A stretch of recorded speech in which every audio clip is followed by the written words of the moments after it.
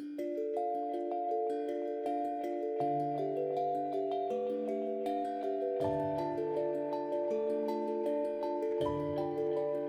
my friends, and welcome back to the Neurodiverging podcast.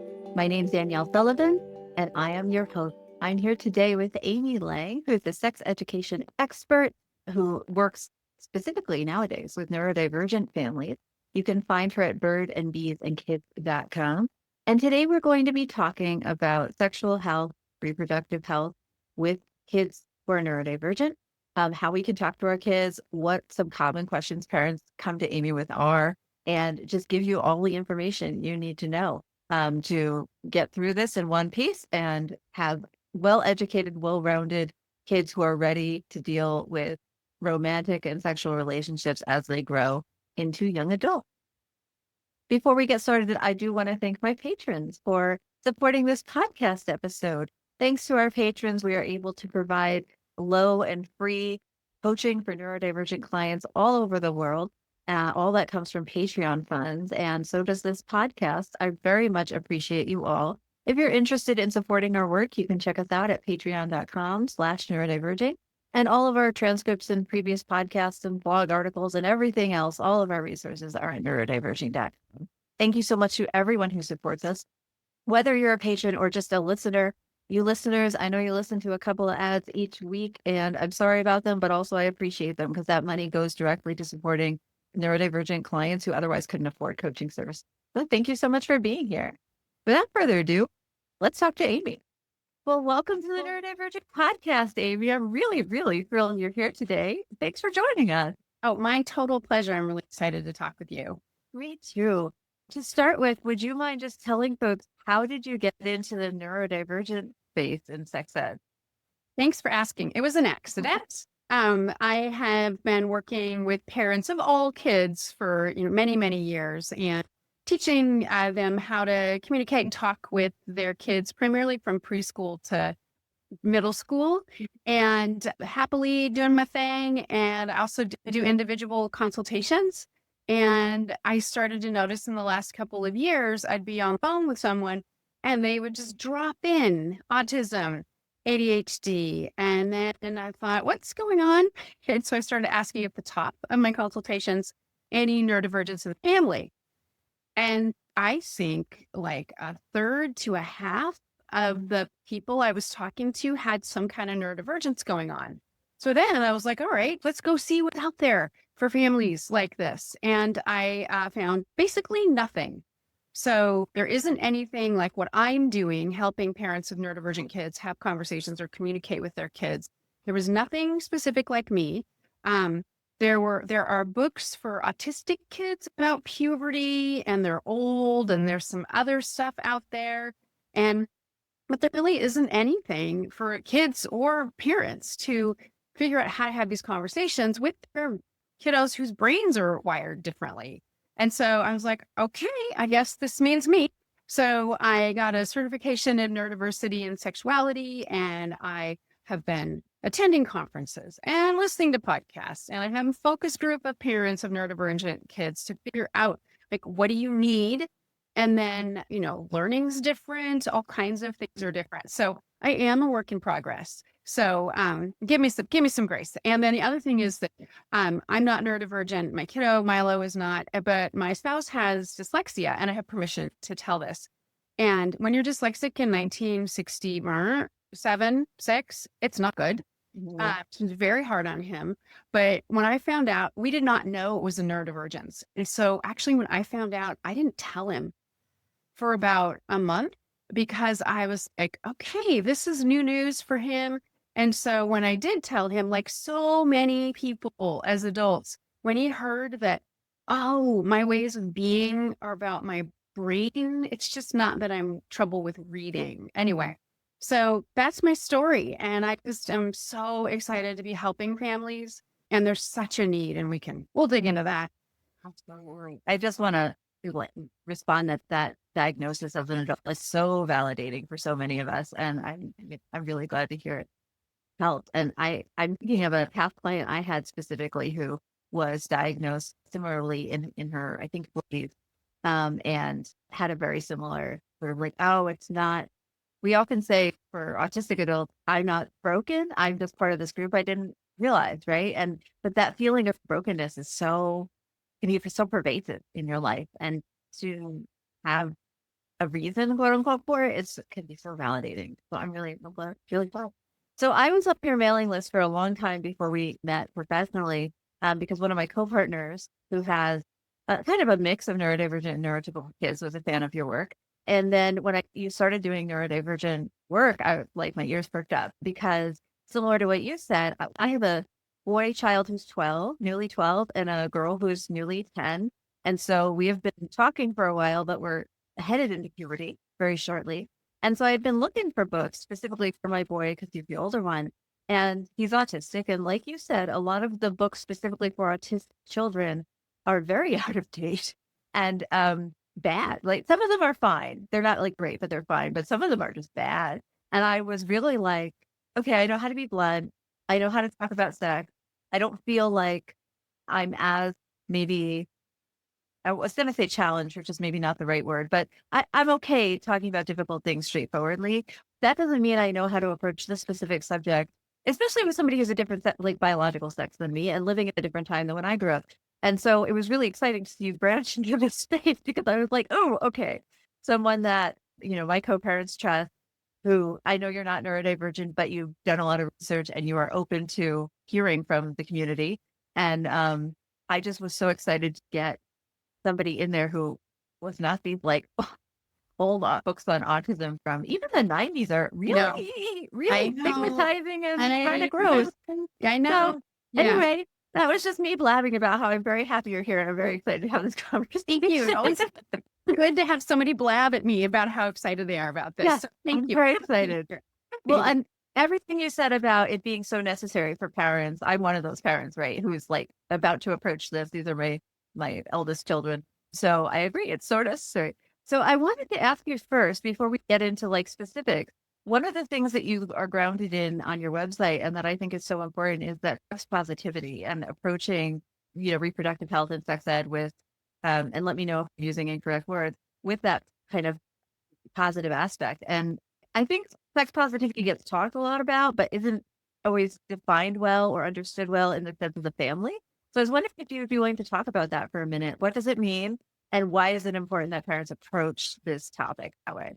Yeah, thank you for asking that. So I think when people hear sex positive, kind of is in the woke department. And so people hear sex positive and they think, oh, all kinds of like different crazy sex acts and different kinds of relationships and polyamory and all this stuff, right? Mm-hmm. And that's not what it is. Like to me, what being sex positive means is just seeing sexuality and relationships and our bodies and gender and all attractions and all of that as a positive, cool, healthy part of life. That's it. Instead of what we all experienced was sex negative, which means it's, the big messages are don't do it. If you got a vagina and you do it, you're a slut. Right? Like all this negative stuff about don't do it. It's not good for you. It's bad. It's bad. You're going to get in trouble. Like it wasn't for most of us. It wasn't like, hey, this is a really cool part of life. And it's something you need to be prepared for. It's something you need to be ready for. It's something you need to learn about. And then also messages around like who you are as a sexual person is lovely and fine, right? It's evolving. Like we didn't get any of that. And so when I say sex positive, that's what I mean. So within a family, as parents, it's hard. It was hard for me. I'm like, I believe all this. I'm like, okay, I don't want to shame you. But as a family, having that be your family vibe around sexuality and talking, communicating about sexuality, being open about it, that's being sex positive. And even saying, like, I do not know what I am doing, and say it in your out loud voice, but we have to talk about this. It's an important part of life. And sexuality and romantic relationships are something we do for our entire lives from birth until death. Mm-hmm. It looks different at each age and stage. And it is the one thing in terms of child development and human development that we don't talk about. And I think it's crime. I think people, human beings and kids have a fundamental human right to have this information because it's such a part of us. Yeah, no, I completely agree. And I wonder if this could probably be a whole podcast in and of itself. But from your perspective, what does shifting the lens from sort of that negative approach to the positive approach, what can that offer the family and the kid? Like, why is that? Or what does it do? Well, I already said this, but if you think Yeah. about this in terms of preparing your kid and Mhm. getting them ready, Yeah. and you just take a minute and you think, oh, what if someone had actively prepared me for this part of life? Who would I be? What decisions would I have made? What would my relationships look like? And so coming in with this idea of preparation versus prevention, that's one thing. Every study in the world, and I kind of like, come on, we don't need to say this again, but shows that kids who have open communication with their families from a young age, an adult, a trusted adult that is actively communicating, those kids wait longer before they have sex. When they do it safely. And then the other piece too is that they are safer from sexual abuse. An informed child is a safer child. Predators look for kids who don't know that sex is for later in life, that don't have don't know about bodies and boundaries. It's not a magic wand. Like, it's not going to fix everything, but it lessens that likelihood and increases the likelihood that your child will say to you, hey, this thing is happening to me, or this person said this, or like, hey, I'm thinking about getting busy with my partner, right? Even though you're probably like, I don't want to hear that. You want to hear that, right? Yeah. Yeah. That's the end result. And, if we think about another reframe for this, is like, this is health and safety. Mhm. That's it. This is about their health and their safety. And it's big and it's complicated and all that, but that's our job. Well, Keep our kids healthy and safe. So yeah, I mean, it really makes a big difference. It makes a big difference. And frankly, any kind of sex talking, any kind of communication makes a difference, makes it Mhm. for sure. Yeah. Better to do some than none for sure. Thank you so much for that. That's really helpful. I really, really appreciate that. Just so parents can understand the kind of long-term difference, right, in approaching things this way. Because I think a lot of us we did grow up in that sex negative sort of environment, especially at least where I grew up. And it can be really scary to pivot that and really scary to talk about something, especially with kids who are or little people we feel like they're vulnerable. We feel like it's dangerous. So it's a really big, scary feeling for a lot of parents. So hearing the kind of results outcome of doing something different, I think hopefully I will help some parents listening to be brave, to be brave and go for it. Wait, come on over. Yeah, it's really good. It's really good here. The water's good here. Would you be willing to talk a little bit about what are some of the most common questions you get from parents in your one-on-one consultations, especially obviously around their neurodivergent kiddos or neurodivergence in the household? What are parents worried about, and how can we support them? So then primary concern for most parents with neurodivergent kids is about consent and going both ways, right? Asking for consent and, agreeing, right? And so that is the primary concern. And then, what do they need to know by when, and how the heck do I talk to my squirrely ADHD, right? Who can't pay attention or is bouncing off the walls, or, my autistic kid who's going to learn it and blurt it, right? Those kinds of, I mean, honestly, it's really all the same for everybody. How do I start the conversations? What do they need to know by when? Puberty, all of that. But the difference for parents of neurodivergent kids is really around communication style and attending to your kids' learning styles. Also, they are more vulnerable. Yeah. So how do y'all talk with them, communicate with them in a way that they can hear that please, Jesus will stick, right? And then how do you know that they're safe and okay? And so there's some tactics that you can do that we can talk about. But yeah, the biggest one over and over again is, I am worried that my child is going to be taken advantage of, or I call them accidental incidents, is going to do something, say something where they don't fully understand that by blurting to some girl that she's got, I'm going to just be a little graphic, nice tits. You're welcome here. Yeah. Hey, nice tits. Because Mhm. they've heard their peers talking like that, and they've heard their peers saying things like that. But then your kiddo doesn't get that. You don't say that in front of adults. Mhm. you shouldn't be saying it anyway. Yeah. But so, things like that. And one of the things that has me like basically enraged is about misunderstanding, not getting that when a child says or does something like that, whaps someone on the butt or whatever, and they're neurodivergent, they're not being a predator. That is not predatory behavior. That is impulsive. That is brain business, right? It's not being a predator. So can I give you an example? Absolutely. This is one of the stories that made me want to just like go make lots of noise and be mad. So I was teaching at an autism conference, a Milestones Autism Conference, and how to talk to autistic kids. And I was all done. And this man came up to me and he said, can I talk to you? And I said, sure. He told me, I've been raising my grandson since he was a baby, a newborn. And I think he's 15 now. And he loves shoes. And he's fixated on shoes. And we've taught him to ask first before he takes pictures of somebody's shoes. And so he's a shoe person. So at school, there were a couple of girls, and he asked, "Can I take pictures of your shoes?" And they said yes. And he kept asking, and they kept saying yes because some boundary stuff for them and him. And they got very upset and reported him. And I think they considered it some kind of sexual harassment. And what I understand from the grandfather is that he wasn't doing anything particularly sexual. I didn't get all the details. Yeah. He got expelled. And yeah, he should not have been doing that. And why he had a phone with a camera that he was able to use at school is a little bit beyond I don't get anyway, don't ask me about it. But something like that. But so then what we talked about is I said, okay, so he's fixated on this. So how about get him a photo album? Yeah.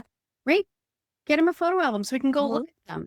And then I was joking with him and I'm like, well, at least it's not foods. Yeah, could be worse, but also a wild consequence for what was basically a miscommunication in boundaries, it sounds like, right? Like he doesn't understand where the boundary is societally. And the girls didn't understand or didn't have the skills yet to ensure their boundary. And it was the end of the day. And again, I don't know, like maybe he was saying sexual stuff. I don't know, but at the bottom line, it was a boundary issue. Yeah. And so, for kids like that, it's more conversations, right? It's role play, it's story. What are they called? The social stories. Social stories. Yeah. It's repeat. It's watching shows and saying, oh, hey, see that happened. That's not okay. Why? So that makes me really mad, especially with little kids. And so it requires, the adults who are caring for kids to really understand that's not predatory. It's not okay. Yeah, but it's not okay. It's not safe. Things need to be changed. Child needs extra support or whatever. And the adults need to be like, calm down. Yeah. Right. Yeah. Especially at that age too. Like if they're, 25 or something, that's different. But for a young person, even like my kids, we have shifted the conversation. One of my kiddos is very, has a lot of sensory needs, wants to move a lot, jump a lot, runs into walls on purpose, grabs people, right? And we have lots of rules around asking for consent before you grab people. But one of the things that was recently coming up was they were going for chess, just I think because of their height. They've changed heights and relative heights have changed as people have grown. And we had to have a whole conversation around like some people are really sensitive about their chest and you should not ever grab anyone's chest without consent, even if they're your family, even if it. And then it required I've forgotten the word, but like saying it over and over. Over and over and over again. And not because they meant anything negative or because they were assaulting anyone, but because it took longer for that behavior adjustment to happen because these are diverse. So I have a lot of empathy for that grandpa. I hope that they're, can find I just felt So I do want to say one other thing about this. So I'm I'm on a little bit of a campaign to stop saying consent. Yeah. Because adults don't understand what that means. It's really agreement. Yeah. They agree. They need to agree. Everybody to say yes. Because if you say to your kid, what does consent mean? If it's a hesitation, like, why wouldn't you say agree Yeah. instead? So I'm on a little campaign. So you can use both. Yeah. You can use both, but say agree because it's more clear. Somebody needs to give permission. That's all. Kids understand that better, but consent is I'm going to get in trouble, but it's kind of a buzzword. Slightly. Yeah. It's a little, it's not what it is, but right, got this little bit of, anyway, that's one of my things. Let me just say the other that I don't want anyone to use ever is inappropriate. Stop saying that. Just say, okay. Yeah. It's a lot to get out your mouth. And when you say, hey, that's not okay. It's like, it's not okay. When you say, that's inappropriate, shaming, confusing. I mean, I'm just over here like, F you, right? My mood today. So anyway, so that's one of the main concerns. And then lots of folks don't understand that when you're open with your kid about sexuality, like I said at the top, and you're talking with them, it's protective. They need to know what that stuff is. They need to know it's not for kids. It's for later in life. They need to know, like they need a framework for it. And it needs to come from their parents because they trust them. You're going to share your values, which is an important part of the conversation. And I'm just going to talk. You go for it. And then one of the other things for parents of neurodivergent kids, your lives. I mean, I can't even imagine, right? Here I am. You're a little wild. Yeah. Talk to them about sex, right? So I realize there's a lot for you to kind of cram in there. But just making a little space for this, you'll feel better. And also, there's so many myths about neurodivergent people and sexuality and lots of stories about they're not interested, they're not capable. My kids never got that because right now they seem like they're not. That doesn't mean anything. So your perspective should be they're just like every other human being and operate from that point. And then that also, I think, is like, okay, they're like every other kid. They deserve to have this information. Yeah, it's going to look different. Yeah, it's going to look different. But it's better to be talking and better to be open and better to be giving them information than it is to not. To folks listening, there's a much higher percentage of queer folks in the neurodivergent population, trans folks in the neurodivergent population, and also agender, asexual, etc. Like everybody. There's a much higher percentage of everybody, except, kind of straight in the neurodivergent population for various complex reasons. And so I like your approach, Amy, on just giving the information because we want, yes, you want to ground it in your parenting values and you want to talk through this, but also if kids have information, they can apply it as they need it later to whomever they end up with or don't end up with. Whereas if we stick too much to narrative accounts or like stories of what it should be like and don't actually just give them the data, then they might not be able to apply it usefully later and it ends up not serving them. And so we opened, we have a bunch of books from, what's her name? Corey Silverberg. Yeah. The What Makes a Baby. And they're like, I have pros and cons about them, but we started them pretty young and they're really helpful because they just give data and then you can apply it to your own family. Right. And now my kids, I had a conversation with my 10-year-old last night who was just like, she had watched some video on YouTube about twins and she was like, okay, well, is it 2 eggs or is it like, how does the implantation process work? Right. And she's 10 and she's nowhere near having sex or dating or going to be in romantic relationships based on what I know of her. But she now has good information that she can use to understand humanity better. Totally. And and that kind of stuff important, it's not just like, oh, prepare her for her period and then, let it go. Yeah. And you having talked with her openly, she knew she could come to you. She came right to it, right before bed. You know how they ask you a million questions before bed? Yeah. So my son, it's all space facts, and my daughter, it's all, can this coat pattern be passed through genetically in cats? And also do twins work and those kinds of things. Yeah, so that kind of stuff. 2 very different kinds of kids right now. But biology, baby. It seems like it. And Corey's books are great. And Rob Harris's books are also really good. They're more textbooky. Don't go crazy. Don't think that's a problem. But they're more textbooky. They're more linear, I think. Yeah. describe that, and they're great. I highly recommend both of those books. Those books. Right. But you said puberty. Yeah. We Let's can talk about puberty. Yes. talk about puberty. So neurodivergent people oftentimes have sensory issues, like you just. Yeah. And so they really, really need to know about all the parts of puberty before they start. Mhm. And that means everybody knows about everybody else's body. And average age of puberty start for girls is 9. And the first sign of puberty is breast buds. It's not. And then for boys, it's about 10. And what you'll notice usually is that they smell like goats and farts. It's really great. Yeah. So gross. And then, and then some reason Old Spice deodorant is the way to go.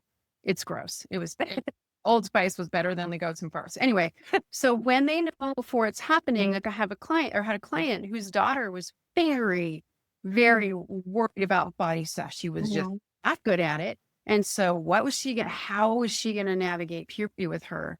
And so what we talked about was like tiny little talks, like get ready, like having pads available so they can practice wearing them before they're bleeding, talking about it, making like it really clear that, sometimes when your breasts are developing, they can be painful, right? Talking about the random acts of senseless boners, right? With face, and those can be uncomfortable.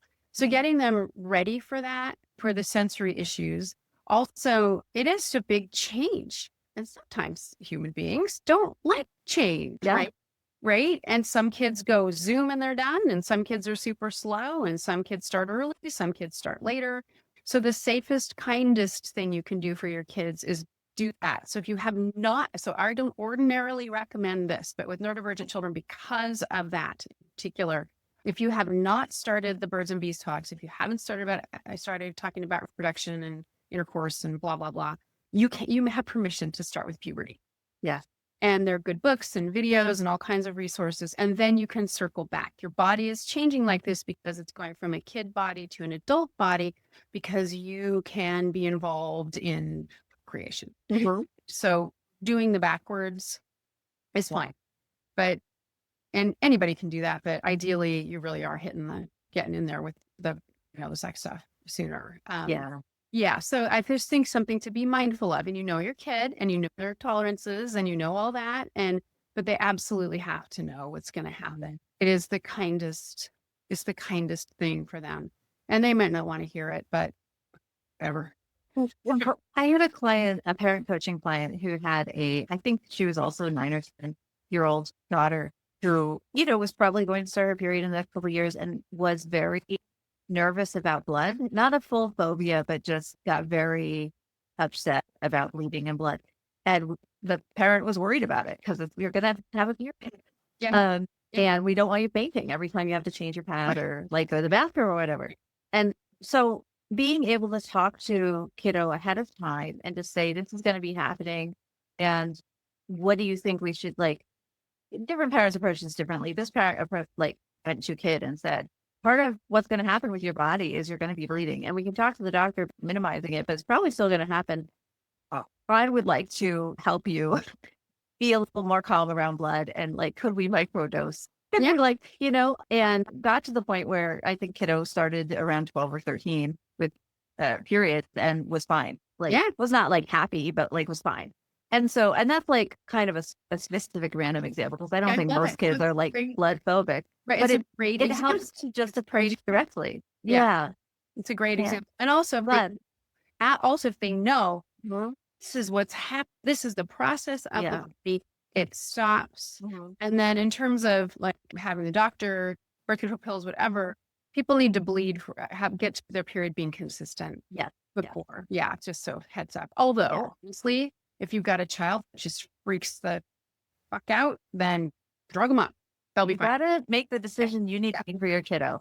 But I also think that by approaching it directly, and they talked, for example, about the difference between bleeding from a wound that is painful and how this is just shedding because you're not pregnant. And so just the different framing and the different realities of it, and not lumping it all together, not saying all blood is, but saying this is one thing, this is another thing. And I really think, and it gave the kiddo, I think, this is so third hand at this point, but my guess is it gave the kiddo more feelings of control over the situation, because it's like, this thing is coming. How do you want to deal with it? As opposed to surprise, bam, this thing is here, which is a lot scarier. And like you said, especially if you're neurodivergent and maybe you like your routines and your rhythms and you do not like big changes and all the sensory stuff, the discomfort, etc. So yeah, just plugging your approach of directness Well, I'm from my experience. perfect example. That is a Yeah. perfect example of how to manage kind of the whole thing, right? And I love like the question, like,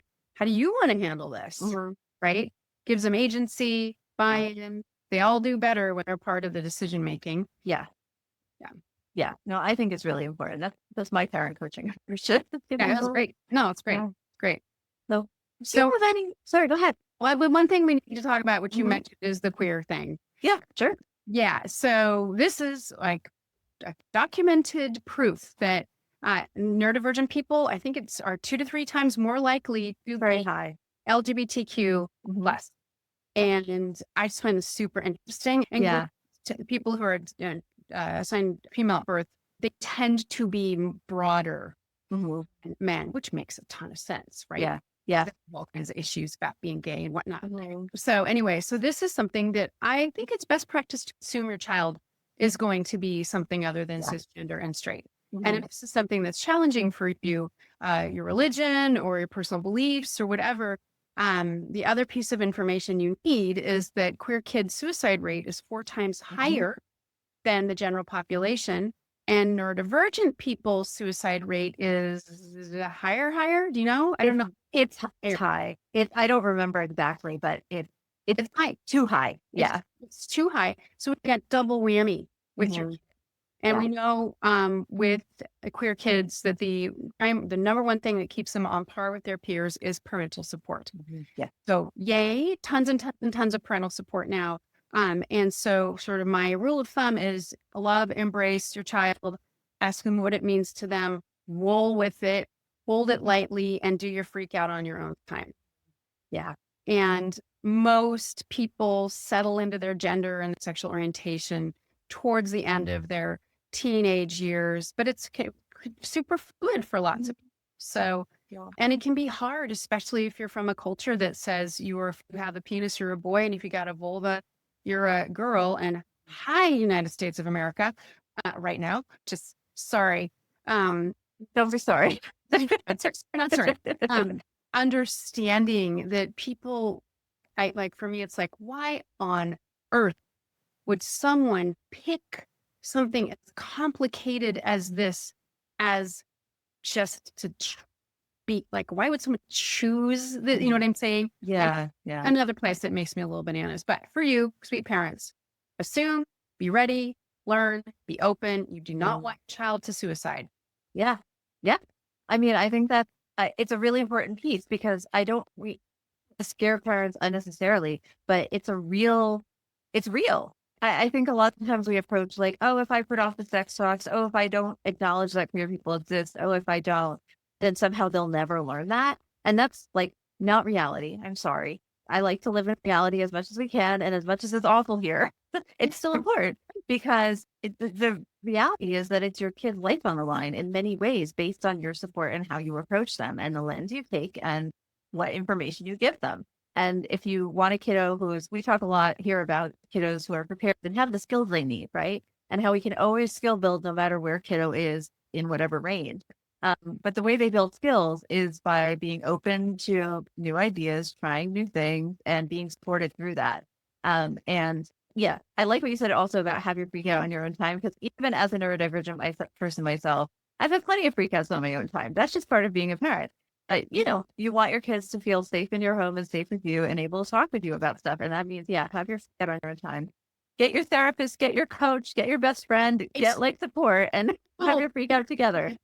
Journal. Yeah, journal is beautiful. Yeah. Yeah. So, I mean, we just have a little bit more time. Would you be cool with me just giving sort of like 3 top tips? That would be amazing. Thank you. Yeah. So 3 top tips. So I would say the first thing for you to do as a parent has really nothing to do with your kid.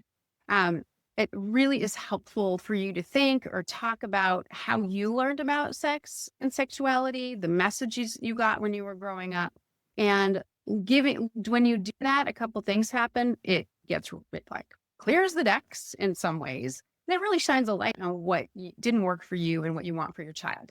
So I like to give baby homework. So that's my first little baby. So secondly, with your neurodivergent kiddo, it is really important to keep the communication short and be ready to repeat. So the younger they are, you're going to be repeating more. And so just be mindful of that. There's lots of resources, which we'll make sure you get. And don't be afraid of giving them too much information. This is where we fall apart. We don't give our kids enough information. And if your kid is 10 or 11 or older, just gloves off. Just talk about everything because they're going to hear it. They're going to experience it. They're going to see stuff. Their friends are going to do stuff, say stuff. It's safe for your child to already know, what some slang stuff means. And it might feel awkward to you. It will serve them in the long run. Yeah. And I say that, and your kid might be a kid that's going to share the news. And if that's the case, then you need to be ready for a pushback. Yeah. You need to be ready. You need to be you can say, hey, this is something you can get in trouble for if you talk with other kids or it's about, not with me. You can talk to me. Adults are weird. I don't want you to get in trouble, but you deserve to have this information. And like I said, if you need to start with puberty, start with puberty. And then the other piece is making sure that they have ways to communicate with you. That's just not that you're communicating with them in ways other than talking. So just an example that I really like from a parent, we were having a conversation and she's like, I have this whiteboard and we write down family stuff on it. It's really great. I'll just put it up there. And I was like, oh, hell no, you won't, because you're going to ruin that safe space, right? So then we talked a little bit about what more she could do. So writing notes, leaving Post-it notes. This sometimes offends people, but tearing out sections of books and paper clipping them and sticking them on the bed. Yep. Sending texts. Watching shows, making comments during the show, after the show, say I love the show, Never Have I Ever. Great information there for kids 12 and older. And there are lots of moments where it's like, oh, that was great. And say, hey, when we were watching, this happened. I really liked it. So you're going to use the world around you. And the last thing is, remember, they have a human right to this information. They are going to have, most people have sexual feelings. Most people have crushes. Most people want some kind of romance. And so making sure that your child knows that it's this is a normal part of life and that it might look different for them. It might look different for them. And then finally, and I believe we should have a whole little time about this, porn. Yeah. We have to talk about porn and diverting kids. But bottom line is this: if you are not using parental controls, you are putting your child at risk, and they will see it. And it, with a sticky neurodivergent brain, it can cause a lot of problems. So, but we'll talk about that another time. So that sounds wonderful. Yeah. Thank you so much for being here. I really appreciate it. I want to ask you 87 more things, but part two. We'll have to do a part 2 in the future. For now, would you please just tell folks where they can find out more about you and book you and see all your resources? Yeah, thank you. So I do consultations. I also do talks for parent groups, like schools and that kind of thing. So you can find me at birdsandbeesandkids.com. I'm on Instagram, Birds, Bees, Kids, same for Facebook. And then in the show notes, there's a lovely little article freebie thing for you that's called the top 5 things neurodivergent kids need to know, and top 5 for you. Lots of ways to find me, and put your big kid underpants on. You can do this. You can do hard things. You're parenting neurodivergent kid, right? You're already doing hard things. This is just one more thing. It's probably not even the hardest thing you've done this month. So you've got this. 100%. Thank you so much, Amy. I appreciate it. No, my pleasure. And thank you for trusting me with your people. I really, really appreciate it. Thank you so much for being here today on Neurodiverging with me. If you're interested in supporting this podcast or learning more, please check out neurodiverging.com, link down below. You can also support this podcast financially by going to patreon.com/neurodiverging. We offer coaching services on a sliding scale for neurodivergent people all over the world. We also have a platform through Patreon where you can get group coaching services and support and community through our Discord and our Patreon classes. There's lots of stuff over there, so go check it out. Thanks so much for being here, and please remember, we are all in this together.